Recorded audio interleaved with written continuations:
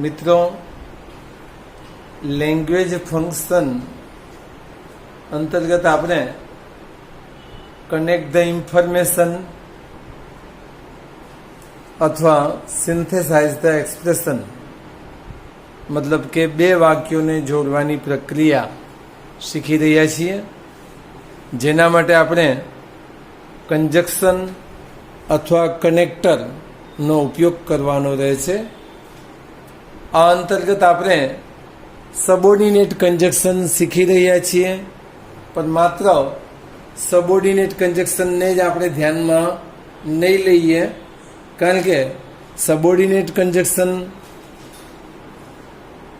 કયા કયા છે એ પણ આપણે જોઈશું, પણ સાથે સાથે શોઈંગ ટાઈમ બતાવતા કંજક્શન પણ કયા છે અને એ કંજક્શનનો ઉપયોગ કરતા આપણે શું વાક્યમાં તફાવત પડે છે, ફેર પડે છે, એ આપણે જોઈશું.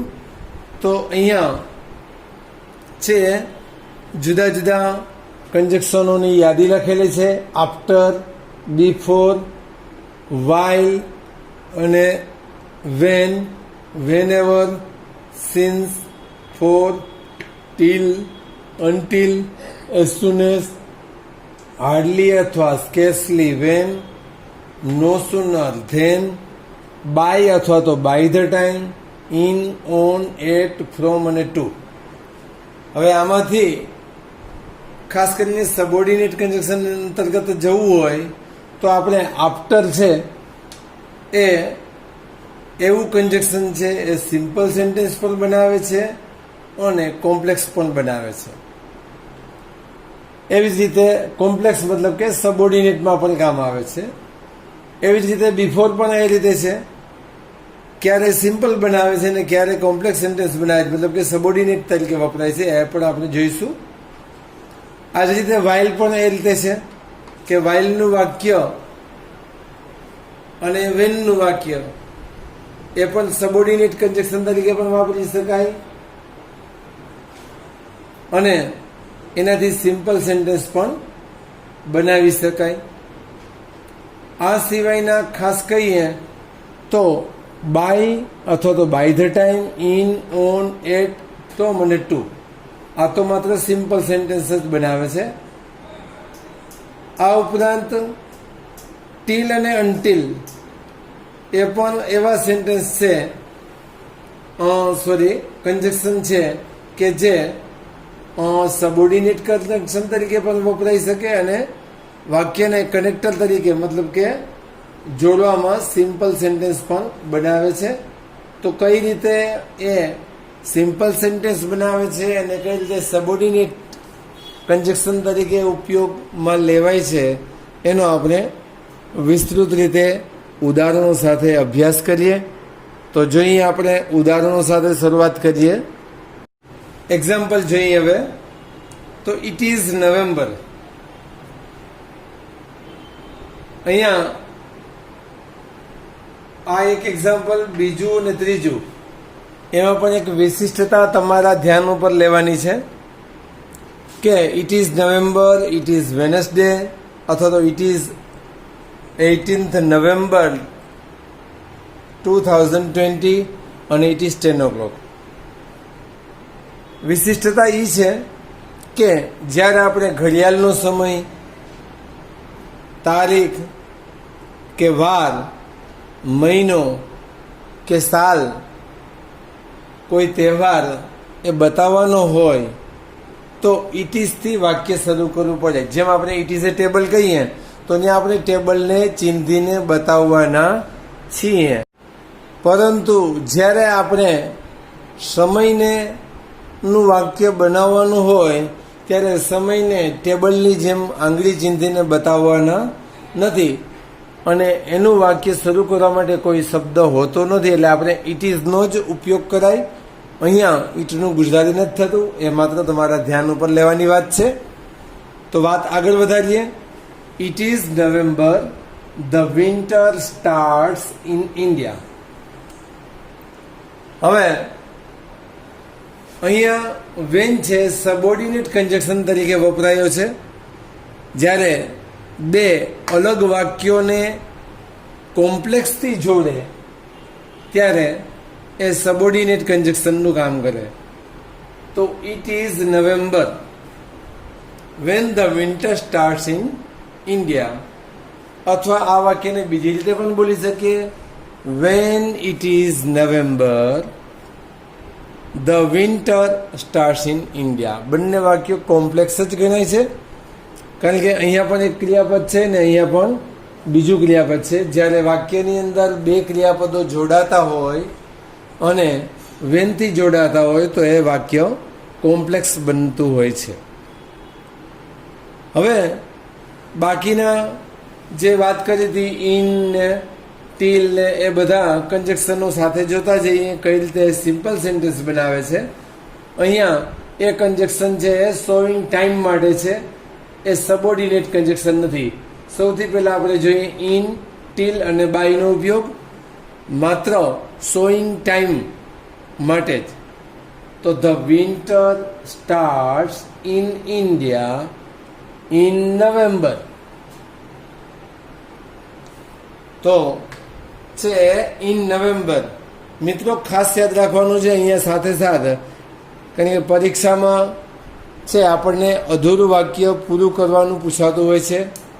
તો જ્યારે શોઈંગ ટાઈમનું ફંક્શન આપણે ઉપયોગ કરતા હોઈએ ત્યારે ઇન પછી માત્ર બે જ વસ્તુ ટાઈમની વાતમાં એક માસનું નામ મંથ નેમ જાન્યુઆરી ફેબ્રુઆરીથી માંડી ડિસેમ્બર અથવા તો કારતક માગશરથી માંડીને આસો માસ સુધીના કોઈ પણ માસ આવે ઇન પછી, અથવા ઇન પછી કોઈ પણ સાલ આવે. એ જ રીતે the winter starts in India till November. November સુધીમાં છે એ શિયાળો શરૂ થઈ જાય છે. અને એવી જ રીતે the winter starts in India by November. બાયનો મતલબ પણ અહીંયા એ જ થશે. તો અહીંયા આપણે ઇન ટીલ અને બાય આ શોઈંગ ટાઈમનું ફંક્શન બતાવે છે. બીજું વાક્ય જોઈએ, the winter starts in India after October. વાક્ય આપણું અહીંયા નવેમ્બરનું હતું, અહીંયા આપણે ઓક્ટોબર લીધો, કારણ કે આફ્ટરનો મતલબ પછી, બિફોરનો મતલબ પહેલા. તો આફ્ટર ઓક્ટોબર નવેમ્બર જ આવે. એટલા માટે આપણે અહીંયા વાક્યમાં આપણે આફ્ટર ઓક્ટોબર લેવું પડ્યું, એટલે કે શિયાળો ભારતમાં ઓક્ટોબર પછી શરૂ થાય છે. અહીંયા આફ્ટરનો ઉપયોગ છે એ શોઈંગ ટાઈમનું ફંક્શન બતાવે છે, એ સબોર્ડિનેટ કન્જક્શન તરીકે અહીંયા નથી વપરાયેલું. એવી જ રીતે the winter does not start in India before November. અને એ જ રીતે આપણે અનટિલ નવેમ્બર પણ કહી શકીએ. અહીંયા બિફોર અને આફ્ટર એ બંને એકબીજાના વિરોધી શબ્દો છે. એટલા માટે આપણે અહીંયા વાક્યને છે એ વાક્યનો અર્થ સંતુલિત રહે એટલા માટે આપણે ડઝ નોટનો ઉપયોગ કરવો પડ્યો છે. તો does not start in India before November. November પહેલાં ભારતમાં શિયાળો શરૂ થતો નથી. અને એ જ રીતે અનટિલ પણ કહી શકીએ, the winter does not start in India until November. સામાન્ય રીતે અનટિલ છે એ પણ નેગેટિવ અર્થને સાથે વધુ વપરાતું હોય છે. તો નવેમ્બર સુધી શિયાળો શરૂ થતો નથી. એટલે આ રીતે આ ત્રણેય વાક્યો એ સિમ્પલ સેન્ટેન્સ બતાવે છે, અને સિમ્પલ સેન્ટેન્સ બતાવે છે એટલે માત્ર એ શોઈંગ ટાઈમનું ફંક્શન બતાવે છે. માત્ર એક વેન જ એવું છે અહીંયા આ વાક્યોમાં કે એ સબોર્ડિનેટ કન્જક્શન તરીકે વપરાયેલું છે. હવે બીજા ઉદાહરણો જોઈએ, કારણ કે અહીંયા આપણે વધારે ઇનનો ઉપયોગ છે એ સિમ્પલ સેન્ટેન્સમાં ઇનનો ઉપયોગ જોયો. હજી એના પછીના ઓન, એટ, ફ્રોમ અને ટુ પણ આ રીતે સિમ્પલ સેન્ટેન્સ બતાવતા હોય છે. તો ઇટ ઇઝ વેનસડે અથવા it is 18th November 2020. The vacation will end. તો ધ વેકેશન વિલ એન્ડ. હવે અહીંયા આપણે શોઈંગ ટાઈમ નું ફંક્શન માટે ઓન નો ઉપયોગ કર્યો. તો ઓન એ એવું પ્રિપોઝિશન છે કે એની સાથે માત્ર વાર અથવા તારીખ બેમાંથી એકનો જ ઉપયોગ કરવાનો આવે છે. અથવા જો આપણે કોઈ તહેવાર on Diwali, on Holi, on Dussehra આવી રીતે કોઈ પણ દિવસ છે એ માત્ર બતાવી શકે છે. એટલે ઓન પછી કાં તો તારીખ અથવા વાર અથવા તો કોઈ સ્પેશિયલ ડે છે બતાવવાનો આવે છે. એટલે ઓન છે એ અહીંયા શોઈંગ ટાઈમનું ફંક્શન બતાવે છે. એ સબોર્ડિનેટ કન્જક્શન તરીકે વપરાયેલું નથી. જ્યારે ટાઈમ ફંક્શન હોય ત્યારે એ સિમ્પલ સેન્ટેન્સમાં છે અહીંયા બનેલું છે. Next sentence, it is 10 o'clock. The students will have recess. તો the students will have recess at 10 o'clock. મિત્રો અહીંયા આપણે ધ્યાન એ રાખવાનું છે કે ઘડિયાળનો સમય બતાવવા માટે એટનો ઉપયોગ થશે. એ પણ ટાઈમ શોઈંગ ફંક્શન છે, સિમ્પલ સેન્ટેન્સ બનાવશે. અને હજી આ રીતે આપણે એક વાક્ય જોઈ લઈએ. I will teach English at 7:30. I will finish it. ઇટનો મતલબ ઇંગ્લિશ ટીચિંગની વાત કરી રહ્યો છું. એટ 1:20. તો અહીંયા બે કાર્ય, એક અંગ્રેજી ભણાવવાનું શરૂ કરવાના કાર્યનો સમય બતાવેલો છે ને બીજા વાક્યની અંદર એ અંગ્રેજી પૂરું કરવાના કાર્યનો સમય બતાવું છું. તો આ 7:30 to 1:20 નો સમય એવો છે કે ત્યારે આપણી ટીચિંગ પ્રોસેસ છે એ ચાલુ હશે. તો એના માટે આપણે અહીંયા સામાન્ય ફેરફાર, મતલબ કે ચાલુ હશે એટલે કે પ્રેઝન્ટ પાર્ટિસિપલનો ઉપયોગ કરીને, વિલનું વાક્ય છે એટલે ફ્યુચર કન્ટિન્યુઅસ ટેન્સનો ઉપયોગ કરીને વાક્ય બનાવવું પડશે. તો I will be teaching English from 7:30 to 1:20. મતલબ ફ્રોમ મતલબ કે આટલા સમયે શરૂ થશે અને આ સમયે પૂરું થશે. ફ્રોમ પછી આપણે એક સમય મૂકવાનો આવે, ટુ પછી એક સમય બીજો મૂકવાનો આવે, અને આ બે સમય વચ્ચેનો સમય છે એ આપણી કોઈ ક્રિયા ચાલુ હશે. તો અહીંયા ફરીથી રિપીટ કરી દઉં છું કે ઇન પછી મંથ અથવા યર આપવાનું આવે છે શોઈંગ ટાઈમ ફંક્શન માટે. ઓન પછી સ્પેશિયલ ડે અથવા તો દિવસ, જે તે દિવસનો વાર અથવા તારીખ. એટ પછી ઘડિયાળમાં બતાવાતો સમય, અને ફ્રોમ અને ટુ પછી પણ ઘડિયાળમાં બતાવવાનો સમય એ બતાવવાના હોય છે. અને એનાથી બનતા વાક્યો છે સિમ્પલ હોય છે. માત્ર અહીંયા લીધેલા ઉદાહરણોમાં એક માત્ર વેન જ એવું છે એ સબોર્ડિનેટ કન્જક્શન તરીકે વપરાય છે અને એટલા માટે એ કોમ્પ્લેક્સ સેન્ટેન્સ બનાવે છે. બાકીના બધા જે ઇન, ટીલ, બાય, અહીંયા વાપરેલું આફ્ટર, બધી જગ્યાએ નહીં, આફ્ટર વાળું વાક્ય છે એ છે ટાઈમ બતાવતું હોય છે અને એક સબોર્ડિનેટ કન્જક્શન તરીકે પણ વપરાય છે. એ રીતે બિફોરનું વાક્ય પણ એ રીતે હોય છે. તો છે એ આટલા વાક્યોની અંદર આપણે શોઈંગ ટાઈમ અને સાથોસાથ છે સબોર્ડિનેટ કન્જક્શન છે એ જોયા. અહીંયા જે આપણે ઉદાહરણો જોયા એમાં આપણે પહેલું ઉદાહરણ છે એની અંદર વેન, પછી in, till, by, after, before ને અનટીલનો ઉપયોગ કરી જોઈએ. તો આ બાકીના ઉદાહરણોમાં આપણે માત્ર એક એક જ વાક્ય બનાવેલું છે. પણ એક એક વાક્ય બનાવવાનો તો હેતુ એટલો જ છે કે બધા વાક્યો ઉપરની જેમ જ થાય છે. માત્ર એક ધ્યાન ઇન માટે રાખવાનું આવે કે ઇનથી આ વાક્ય ન થાય, કારણ કે વાર અને તારીખને ઇનથી લખાય નહીં. એવી જ રીતે સમય છે તો ઘડિયાળનો સમય છે તો એમાં પણ ઇન કે ઓન ના આવે. એટલા માટે છે બાકીના શબ્દોનો તમે ઉપયોગ કરી શકો છો. એ વાક્યને તમારે વેનથી બનાવવું હોય તો વેનથી બનાવી શકો, ટીલથી બનાવી શકો, બાયથી બનાવી શકો, આફ્ટરથી બનાવી શકો, બિફોરથી કે અનટીલથી બનાવી શકો છો આ વાક્યોને. એવી જ રીતે આ વાક્યની વાત કરીએ તો એમાં પણ તમે વેન, પછી ટીલ, બાય, આફ્ટર, બિફોર કે અનટીલથી પણ બનાવી શકો છો. સામાન્ય ફેરફાર જે કરવા પડે એ કરી શકીએ અને કરી શકીએ છીએ. અને એ જ રીતે આ વાક્યની અંદર માત્ર એક જ સમય, શરૂઆતનો સમય અથવા પૂરો કરવાનો સમય, એનો જો ઉપયોગ કરીએ તો આમાં પણ આપણે વેન છે, ટીલ છે, બાય છે, આફ્ટર, બિફોર કે અનટીલનો ઉપયોગ કરીને છે આ વાક્યોને બનાવી શકીએ. વારંવાર એકને એક વસ્તુનું રિપીટેશન ન કરવું પડે એટલા માટે છે એક એક જ એક્ઝામ્પલની અંદર આપણે આ બધા વાક્યોનો સમાવેશ કરેલો છે.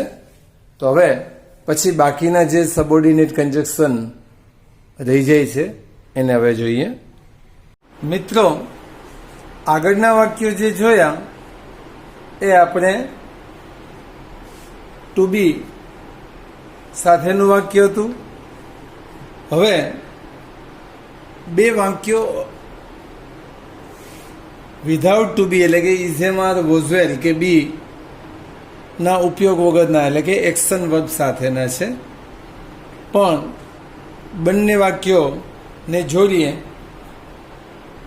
ટાઈમ બતાવતા વર્ડથી તો ક્યારેક કોમ્પ્લેક્સ સેન્ટેન્સ બનશે, ક્યારેક કમ્પાઉન્ડ બનશે અને ક્યારેક સિમ્પલ બનશે.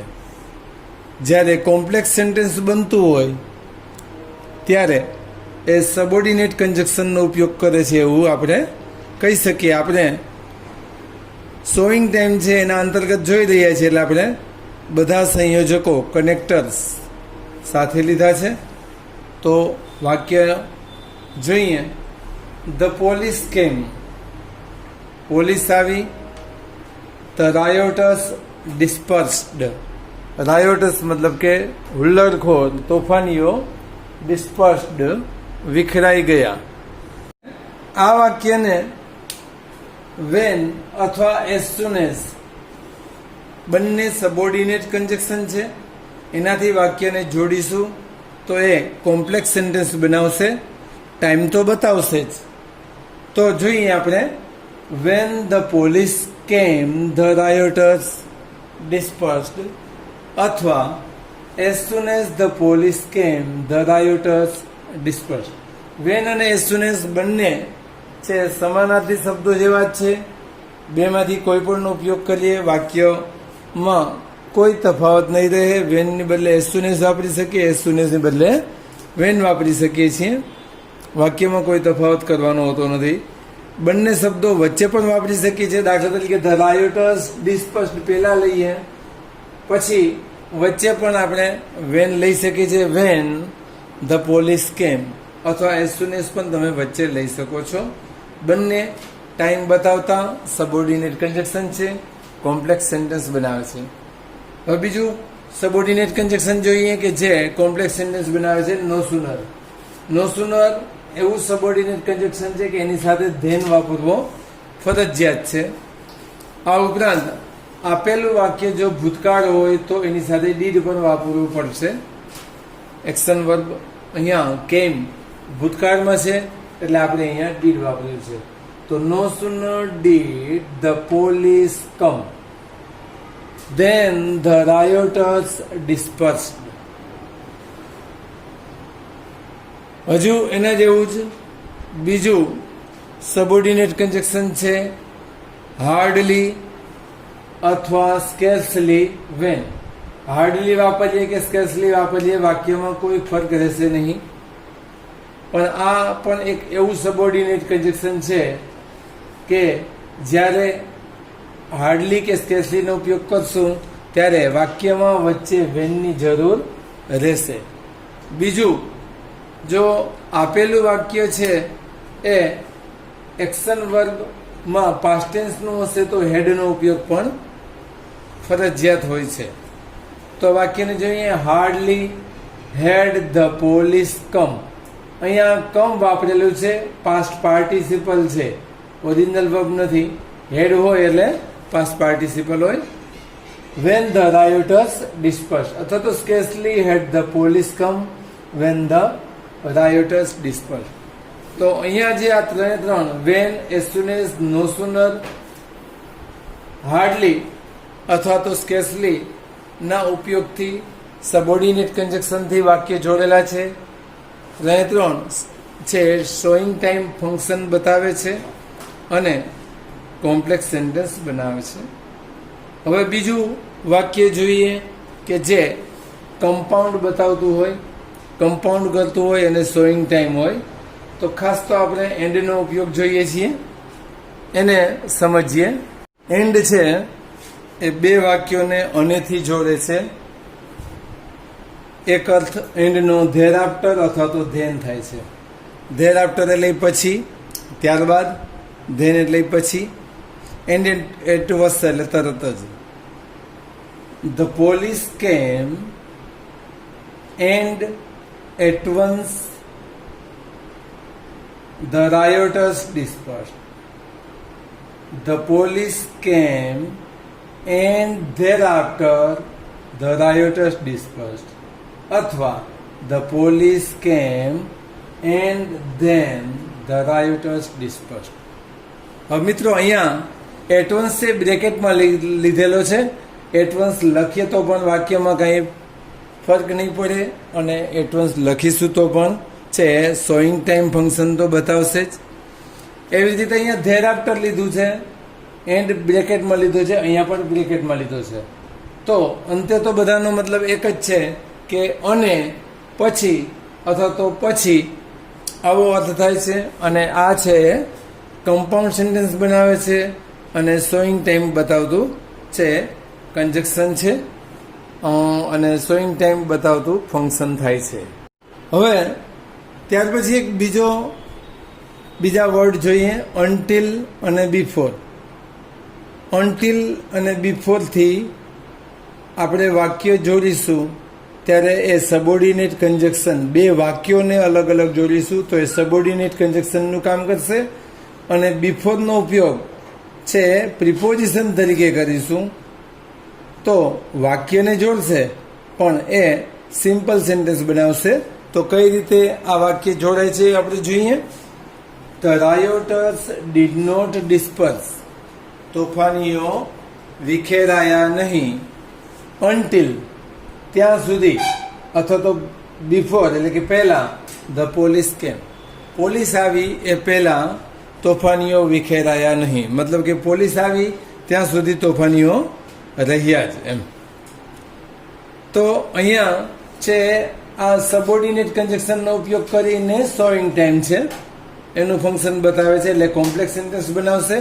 હવે બિફોર છે એ શોઈંગ ટાઈમનું ફંક્શન બતાવશે પણ સિમ્પલ સેન્ટેન્સ બતાવશે. કઈ રીતે જોઈએ.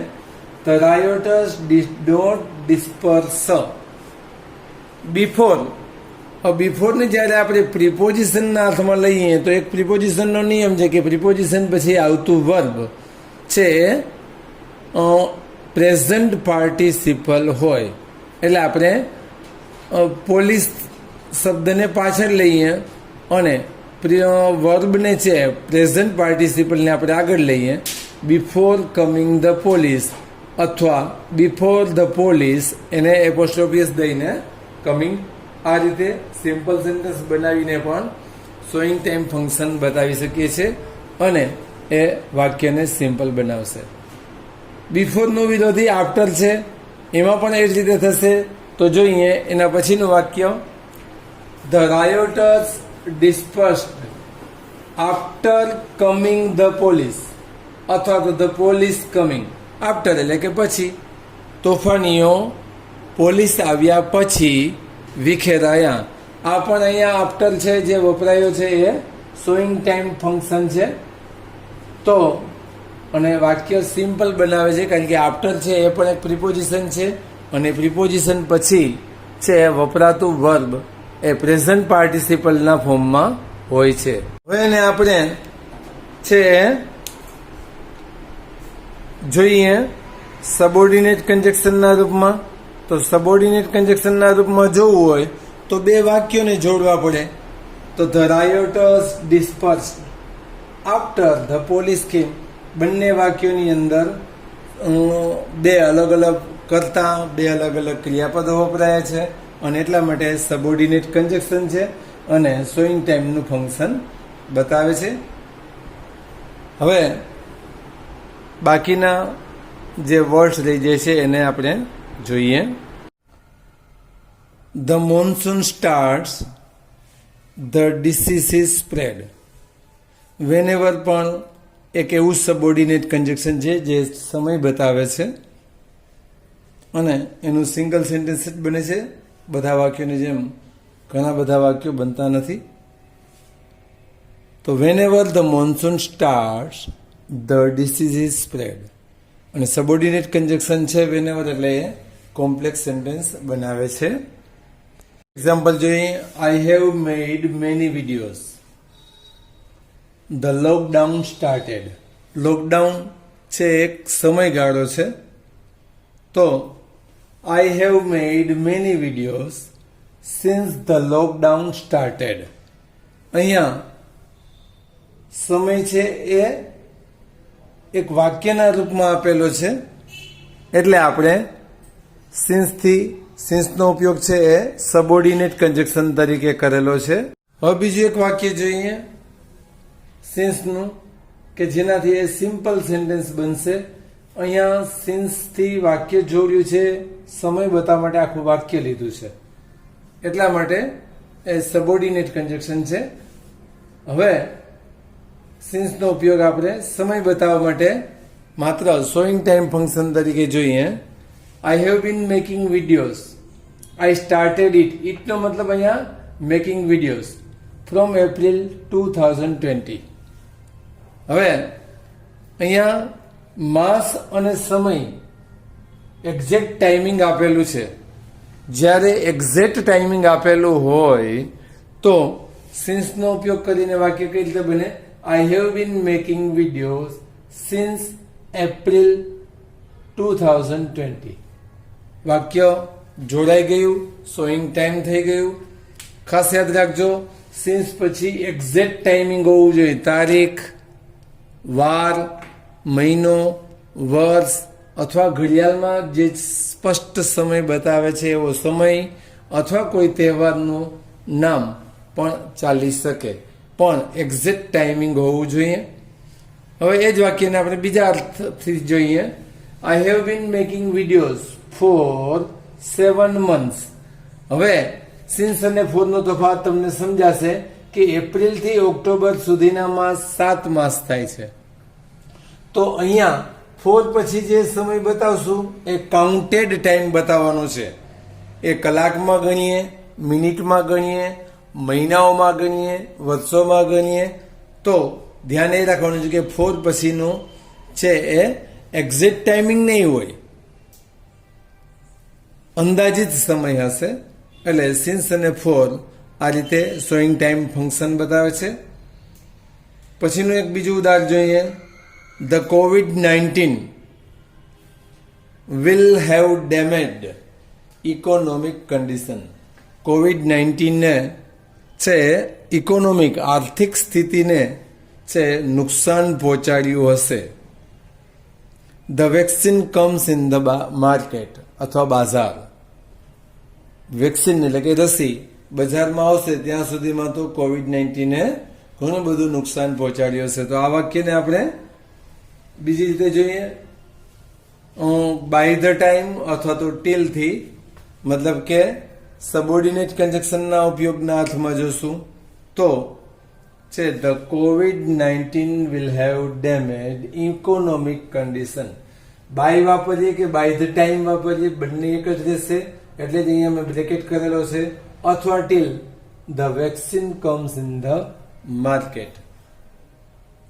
તો આ રીતે એ સબોર્ડિનેટ કન્જક્શન બતાવે છે એટલે કોમ્પ્લેક્સ સેન્ટેન્સ થશે. શોઈંગ ટાઈમ છે અને last sentence, the lion was running, it was shotted. સિંહ દોડી રહ્યો હતો અને ઇટ વોઝ શોટેડ એટલે એને ગોળી મારવામાં આવી. While the lion was running, it was shotted. અહીંયા વાઇલ છે એ શોઈંગ ટાઈમ બતાવે છે, પણ છે સબોર્ડિનેટ કન્જક્શન બતાવે છે, કારણ કે સિંહની દોડવાની પ્રક્રિયાના સમયે એને ગોળી મારવામાં આવી. બે વાક્યોને જોડે છે એટલા માટે. હવે એને આપણે સિમ્પલ સેન્ટેન્સના અર્થમાં જોશું તો કઈ રીતે થશે કે જેવી રીતે બિફોર, આફ્ટર, પછી છે એ પ્રેઝન્ટ પાર્ટિસિપલનો ઉપયોગ થતો હતો, એવી રીતે વાઇલ સાથે પ્રેઝન્ટ પાર્ટિસિપલનો ઉપયોગ કરીને પણ તમે એને સિમ્પલ સેન્ટેન્સમાં ફેરવી શકો. અંતે તો એ શોઈંગ ટાઈમ ફંક્શન જ બતાવશે. વાઇલ રનિંગ, દોડતી જ વખતે, ધ લાયન વોઝ શોટેડ, દોડતી જ વખતે સિંહને ગોળીએ મારવામાં આવ્યો. તો મિત્રો, આ રીતે શોઈંગ ટાઈમ ફંક્શન અંતર્ગત આપણે સબોર્ડિનેટ કન્જક્શન અને આ ઉપરાંતના પ્રિપોઝિશન અથવા તો બીજા જે કન્જક્શન, કોઓર્ડિનેટિંગ કન્જક્શન જે આવતા હતા એને જોયા છે. અને આ રીતે છે વાક્યો જોડાય છે. વધારે આપણે ધ્યાન આપણે સબોર્ડિનેટ કન્જક્શન ઉપર લીધું છે, પણ સૌથી મહત્વનો હેતુ આપણો શોઈંગ ટાઈમ કઈ રીતે બતાવાય છે એ હતો. આ જ વસ્તુ આપણને આઈડેન્ટિફાઈ ધ ફંક્શન, તો એમાં શોઈંગ ટાઈમ ફંક્શન કહી શકીએ. અથવા છે અધૂરા વાક્ય પૂરા કરવામાં આપણે કઈ રીતે વાક્ય પૂરું કરવાનું આવે ટાઈમ બતાવતો શબ્દથી, એ પણ આપણે છે ધ્યાનમાં લેવાનું છે. Thank you.